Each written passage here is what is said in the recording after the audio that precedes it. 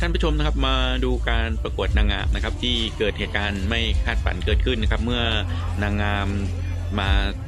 ตัวแทนจากจาเมกานะครับได้มีก้าวพลาดนะครับตกเวทีนะครับล่าสุดตอนนี้นำตัวส่งโรงพยาบาลนะครับแล้วก็อาการปลอดภัยนะครับดีนะครับที่ว่าไม่มีอาการอื่นนะครับหรือว่ากระดูกกระเดี่ยวไม่หักไปนะครับซึ่งตอนนี้ทางด้านคุณจาอูนะครับก็ได้ออกมาเปิดเผยนะครับอัปเดตล่าสุดแล้วว่าเธอคนนี้นะครับได้อยู่กับทางครอบครัวและกำลังใจ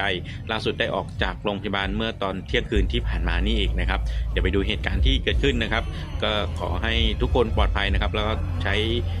ในการประกวดเนี่ยต้องระมัดระวังกันนิดหนึ่งนะครับเดี๋ยวหากมีความคืบหน้าเรื่องนี้เราจะรายงานให้กับท่านผู้ชมได้รับทราบนะครับสวัสดีครับ